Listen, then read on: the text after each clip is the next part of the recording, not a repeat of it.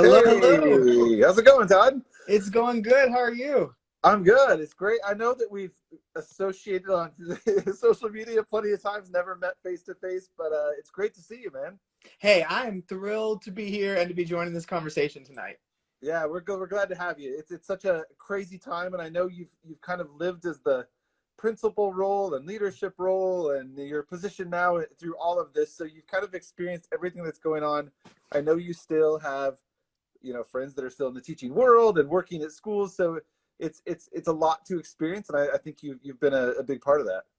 Well, thank you. Yeah, this year has been crazy. I mean, even though I'm not on a campus right now, with the work that I'm doing with TEPSA, I've been able to stay in touch and all the work I do with educators. And it's just, I feel for people and understand the pressure everybody's under right now. Right. Yeah. Well, we'll talk more about TEPSA, but I kind of mentioned I knew you first as an author of many books now. First of all, Kids Deserve It was where I first noticed you and found you, and noted you as a speaker as well. So besides those roles, tell us about the books you've written, the role you have, and then talk more about this role with TEPSA as well. Yeah, so I taught in the classroom for 7 years and then went straight from the classroom to become an elementary principal. And it was wild and crazy. And during that first year of being a principal, I released my first book, Kids Deserve It. And it was a big, unexpected success. Our goal was like 100 books in a year. Because Right. like when you write something and put it out there, you don't actually think anybody's actually going to read it. You Yeah. just are like, I hope somebody buys it besides my mom. And so that book did really well. And when I was writing my second, I didn't want to put something out there that was already done everywhere. And so that's where the idea of Stories from Webb came, because I worked at Webb Elementary. And so I wrote a book with my staff. And That's so awesome. I got stories from them that were teaching stories, but also life stories, which then led to my third book being all about reading and writing instruction, because that's such a big passion of mine, is helping others, adults and kids, fall in love with reading. And that one was called Sparks in the Dark. And then my children's book came out in March. Yeah. Didn't know a pandemic was going to hit. So it's a terrible time to launch a new book, by the way, in the middle of a pandemic. But Spruce and Lucy was my children's book. I've been sitting on it for almost 15 years. And so it was fun to get that out. And then my newest book for educators that I wrote with my buddy Adam DeVico is When Kids Lead. And that came out in June. And that is it's all about building student ownership and leadership regardless of their age. Yeah, the hype around that one was amazing. Even so in a pandemic year. Oh, yeah. And I love how that has, the way it's worked to help teachers. I mean, to help teachers help kids, right? Like help teachers help kids help themselves, which is such an important thing right now, is how can we help children help themselves to be the best them. So kudos to you both on that. And we're so excited to see that come out. Thank you. Yeah, it's been fun getting to have that out there, just to kind of inspire people and give them something to, because during this time, it's so hard just to focus on the academics when you see so much going on in our kids' lives and in our own lives, much less our kids. And so I think the book really hit a nerve when it came out in a good way, because people saw, these are skills I can still grow in my students, whether I'm in person, virtual, hybrid, going back and forth, like whatever it is. These are life skills that will benefit all kinds of ages.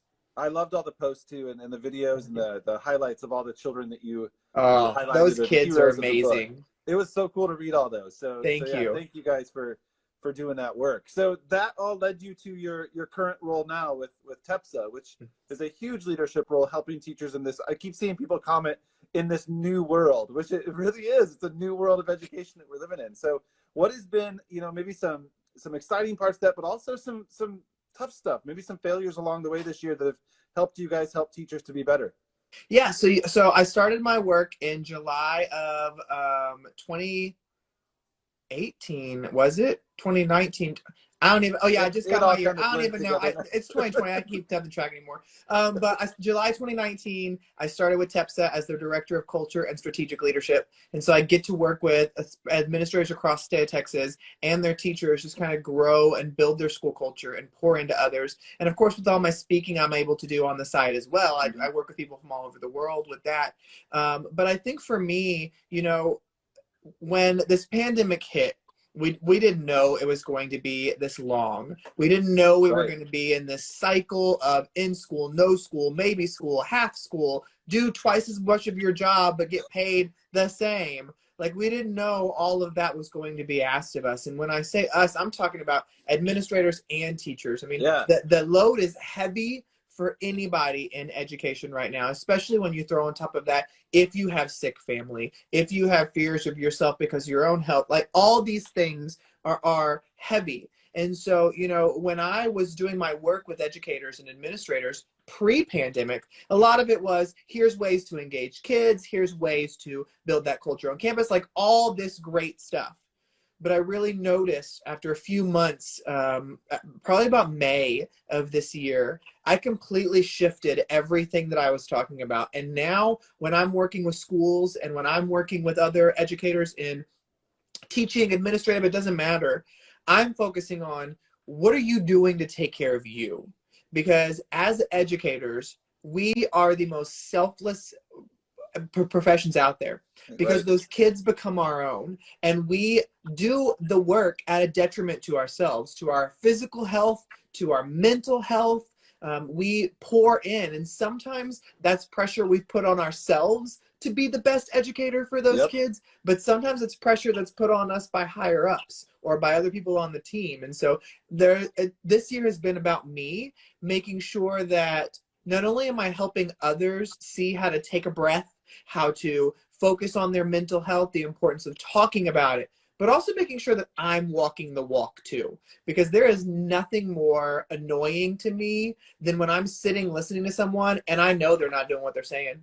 Or I've followed them on social media and I'm like, you are such a liar. You were just saying that because you were paid to come here to say that. Like, Right. you don't believe that at all. And so I've really tried to make sure that all the work that I do is a reflection of me as a person. I don't ever want anything I'm doing to come off as not being genuine, because I feel like as educators, that's how we have to be with our kids. If we're really going to engage them, we've got to be genuine with them too, because even a 4-year-old can tell right away when Oh, you yeah. don't really like being there. I'm working with some 3-year-olds right now in my classroom, and they know everything. They know so much more than I do right now. I had this little girl who I was all excited, like, and maybe I wasn't excited enough, but I asked her. I had this little group of 2 3-year-olds that I work with in a private practice that I do, and I said, girls, do you think we should bring a Christmas here and decorate? And this one little girl looks around and she goes, you got too much stuff already.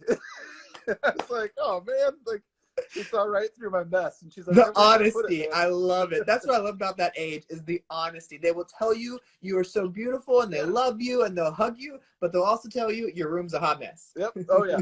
Well, I love that you use the word genuine, because that's something obviously that's gotten you to where you are. I think that's you're speaking of yourself, and you say that that's something that the teachers need to be, and it is true. And I tell people this all the time, like, listen, people who are meant to be educators are still educators right now, because if you weren't, you would have been gone when this all started. Like, yep. The people who are in this are in it because they want to be here, and this is their passion. And if nothing else is driving us this year, that's what it is. It has to be your passion, because it's not a normal year at all. So one thing I know that we've been focusing on with ESGI is trying to give back and help with teachers and all that. And with ESGI, we're trying to focus so much on how can we help schools with continual progress monitoring of their students, right? Like, we want to take the focus off, because right now the last thing we want is stress on children, right? And whenever we talk about, that big word assessments, people stress, and kids stress, and everybody worries, and that's why we've shifted our focus to progress monitoring. We want to just keep track with progress and keep it as positive as possible. So with you being a friend of ESGI and you seeing schools in and out using this, I know you've got teacher friends that have used it. What have been some benefits that you've noticed of ESGI being used in a school, and maybe how that can help schools during all of this as well? Well, when I was still a practicing principal, I used ESGI at my school with my kinder and first grade teachers. And let me tell you, it was the game changer. And it's so funny because there are very few companies that I will really talk about or really do work with. Because I'm like, there's some that I'm like, okay, yeah, your stuff's okay. And then some that I'm like, I used it and we swore by it. And that's why, anytime ESGI is like, hey, you want to pop on? I'm like, yes, because I love what y'all did. And my kindergarten teachers, they still message me and they'll be like, how do we do this on ESGI? Don't you know somebody there? Can you get help with this? And I'm like, okay, guys, I'm not even at your school anymore and I'm still helping you with this. But ESGI, you know, the main reason my people loved it was because it took something off their plates. Yes. And, you know, with the assessment thing, it's there. We've got to do it. It's part of the equation. It's not something that can be completely eliminated, regardless of how we personally feel. But I love that what you said. It's we got to take that word assessment away and look at it as progress monitoring, because that's really what it is. And ESGI has made it so easy to keep up with. No matter what device I've got in my hand, no matter what kid I've got next to me, it's quick, it's easy. As an administrator, I love all the stuff that I can see on the back end that I can really specify over certain kids or concepts or classrooms or socioeconomic groups or whatever it is. I can choose how to pull it. But I think my teacher's other favorite part was the individualized resources it gives to the kids after you finish the progress monitoring. And I mean, that kind of stuff, once you do it, the first assessment, once you try it out, then you're like, oh my gosh, okay, I'm glad I sat down and logged in and set my kids up, because this is so much less work to all the stuff it gives you afterwards. Right. Yeah. And the cool part is a lot of people, I see people comment like crazy, I can never go back without it. That's awesome. And I tell people this all the time, and it's amazing that people, I mean, I guess people just don't know, but ESGI, the reason it was developed was for what it stands for: education software for guiding instruction. And that's really the most powerful part of it. Like you just said, the amount of knowledge that you get about children as soon as you're done helps you to guide where you're going to go the very next hour or the next day or whatever it may be. And on top of that is the amount of information you can just spew to parents from it too. I know I've been doing ongoing assessments with my little ones that I'm working one-on-one with, and just to be able to show the parents that one little graph that shows their progress from week 1 to week 5, whatever it may be, and to see a parent's eyes light up and they're like, yeah, this is really cool. Like, you can tell them all day that their child is doing wonderful, but when they can see it in black and white, it makes a big difference. Well, and that's exactly right. It's like with the ESGI resources that it gives you after you've done the progress monitoring, I mean, it makes it so easy on the parents too. Yes. Because it's very individualized for their child. And it spells out so many things, because one trap that we fall into as educators is we speak only education. Yes. And so when parents come in, they're like, what? Progress monitoring, like, what's that? And you're like, oh my gosh, yes, I know what this is because I've been trained on it. But a lot of times parents won't ask questions. They'll be like, and then they leave going, I don't know anything they said. Like, that was a foreign language to me. And so I've always tried to make it a really big point to go, every single word that I tell you today that you don't know, tell me, because I sometimes speak straight from what I've learned as an educator, but what you're not used to hearing as a parent. Well, it's hard to, as a parent, and as a teacher who's used it, and then as a parent of some older, my kids are 4th grade and 7th grade now, to see their report cards come home. And 7th grade's a little bit different because they do the letter grades. But like my son in 4th grade, his teacher's phenomenal. I'm not trying to knock what they do, but I so wish that they had something like ESGI in their 4th grade classroom, because I get like a 3, 2, or 1 for him, or a meets below exceed. I'm like, yeah, but I don't know what you know. Like, I know that you're meeting that goal, and yes, you got 3s across the board, but what does that mean? Like, why? So I think that's the coolest part about it, is I can say to parents, listen, either 1, they're doing amazing on this, or 2, they're struggling a little bit, but here's how you can help them at home. Right. It's not just what are they struggling with. They know right there on paper what it is they need help with. And that's been the game changer for me. I love it. And I completely agree with, and that's exactly what the parents have said at our school and my teachers. So awesome. Well, I know that you are a huge guy about giving back and helping the people in need. And I see that all the time in your posts about kindness and compassion and passionate things like that. And ESGI is doing something huge right now to give back this holiday season. I'm so excited about this. We've partnered with Little Free Library, which in itself is an amazing organization. Yeah. But kind of nestled inside Little Free Library is a program or a project called Read in Color, where they're trying to promote books by people of color, minorities, different gender backgrounds, all kinds of different authors and books and subjects. And I know that you've got a promo code going right now to help raise awareness. So I just want to get your thoughts on that. Like, obviously every kind of the give back campaign is so important, but tell us about Read in Color and what it means to you.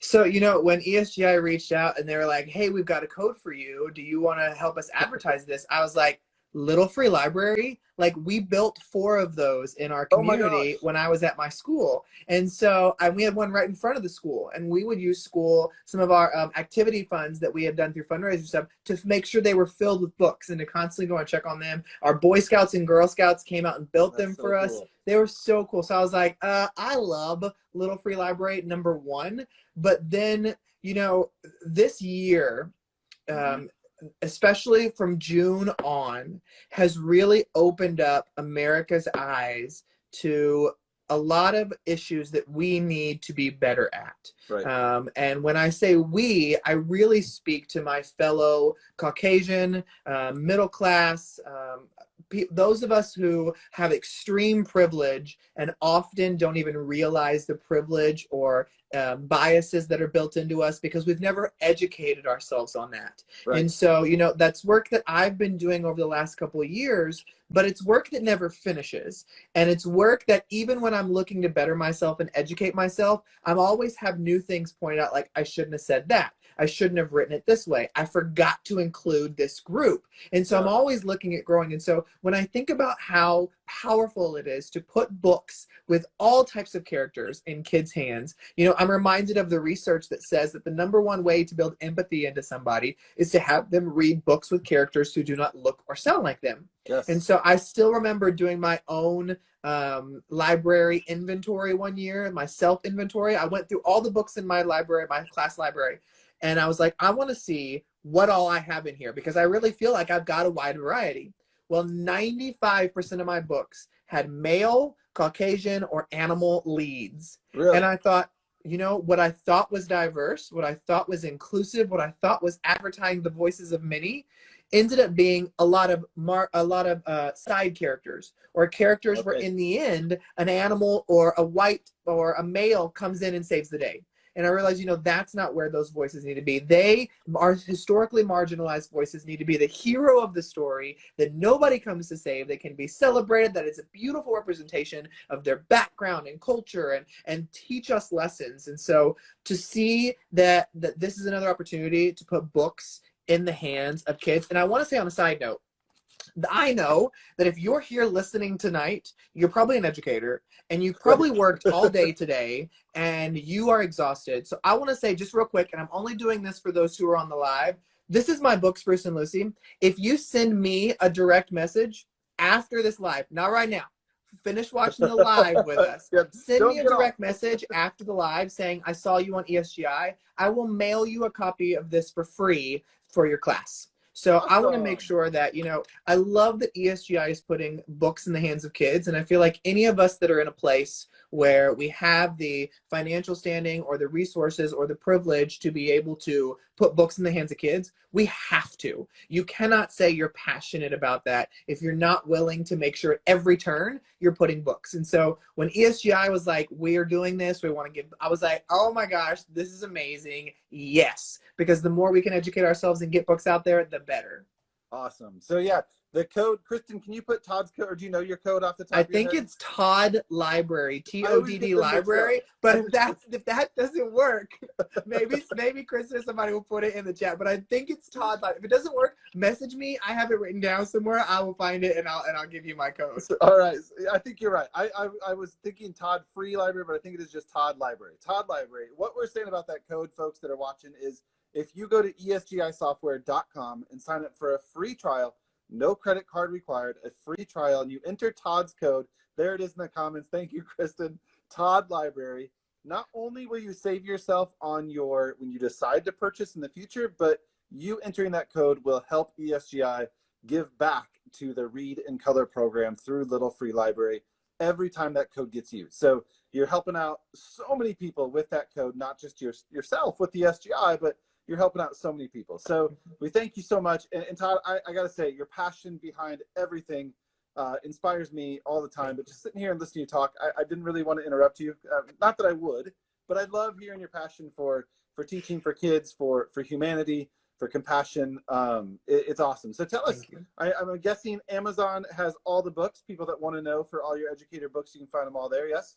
Yep, they're all on Amazon, or you can go to my website, just toddnesloney.com, and if you want an autographed copy, some of my autographed ones a little bit cheaper than on Amazon. So if you go to my website, it has links to Amazon, Barnes & Noble, autographed copies, whatever you want, they're there. And if you don't know how to spell my name, just type it the best ways possible. Google always finds it. and I'll mention this, I think so, but I'm not 100% positive, so people don't quote me on this. But do you have your book study stuff set up through DBC as well? So Adam DeVico and I did create a book study for When Kids Lead, and it's just bit.ly. Well, it's all case sensitive, everything. If you want to do a book study with friends or with your students or even with your whole school, message me or Adam DeVico. We'll get you the link to our free book study. We are also, as a thank you for those who are reading it with a group, Adam or I will also jump in on a Google Hangout or a Skype and chat with your group at some point during your reading as well, just to kind of push your thinking and encourage you. So it's just another way we can give back and pour into others who are looking to grow student leaders. I'll tell you what, as an author who put out a book last spring, I've done a couple of those with teachers that are doing it. It's so much fun. Yeah, like it is. Just to kind of hear people talk about something you put out there. It was a blast. By the way, I love your book. So definitely, I know this is like ESGI's thing, but people need to go and get your book too, because it's real good. Well, I appreciate it. So if you're watching and you're curious, I'll promote it. Teach, Play, Learn. And I do talk about ESGI in my book. I talk about how easy it is to use ESGI in a play-based classroom. And so anybody watching, regardless of grade level, there's something to get out of everything that Todd has put out there, everything out of ESGI. But I guess the main point of tonight is helping give back. And Todd, thank you so much for being such a proponent of that and promoter of giving back. We thank you, and can't wait to see what you're up to in the future, man. Thanks so much, and thank you, ESGI. I love ESGI, so definitely go check it out.